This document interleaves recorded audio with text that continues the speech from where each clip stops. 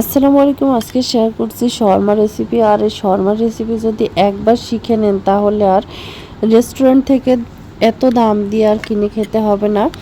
ঝটপট 20 মিনিট কিংবা বেশি হইলেও আধা ঘন্টা সময় লাগবে বাসায় তৈরি করে খেতে। আর এর উপকরণগুলো সবসময়ই সবগুলো বাসায়ই থাকে।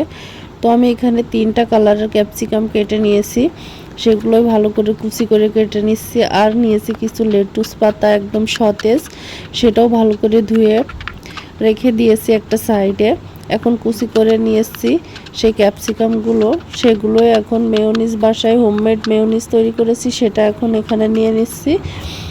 তারপরে চিকেন কুচিগুলা দিয়ে দিলাম। এখানে চিকেনটা আমি আদা, রসুন আর গোলমরিচ দিয়ে একটু ভেজে নিয়েছি তেলে, যেহেতু ছোট করে টুকরা করা সেজন্য আর খুব বেশি একটু সিদ্ধ করাও লাগে নাই।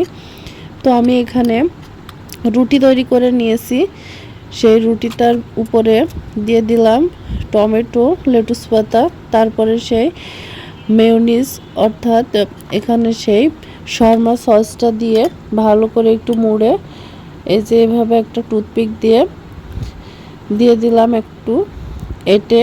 এখন এই যে হয়ে গেল শর্মা রেডি। এর উপরে কয়েকটা সাদা তিল ভেজে নিয়েছিলাম, সেটা ছিটিয়ে দিলাম। খেতেও কিন্তু ভীষণ মজার, আর খরচটাও বেঁচে যাবে। ঝটপট আধা ঘন্টায় যদি এত দামি নাস্তা বাসায় তৈরি করা যায় তাহলে রেস্টুরেন্ট থেকে কেন কিনে খাবেন।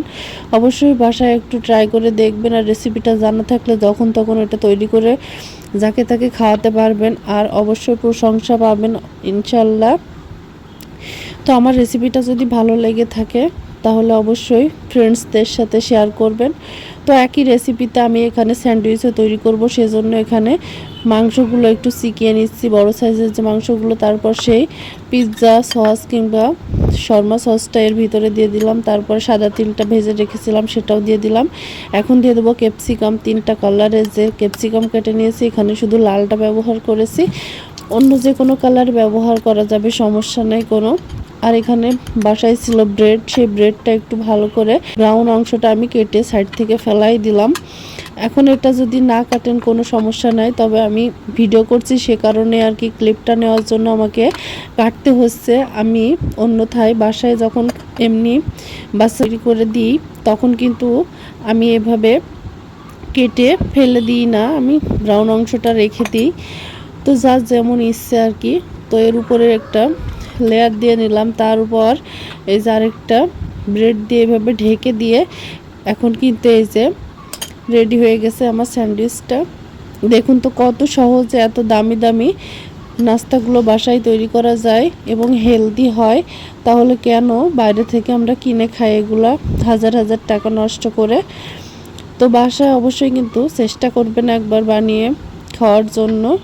আর কেমন হয়েছে আমাকে কমেন্ট বক্সে জানাবেন। এরপরে কি রেসিপি দেখতে চান সেটাও জানাবেন, আমি ইনশাল্লাহ তৈরি করে দেখাবো। আমার রেসিপিটা কেমন হয়েছে সেটা অবশ্যই কমেন্ট বক্সে জানাবেন। আমার ভিডিওগুলো ভালো লাগলে অবশ্যই চ্যানেলটা সাবস্ক্রাইব করে দিবেন। ভালো থাকবেন, আল্লাহ হাফেজ।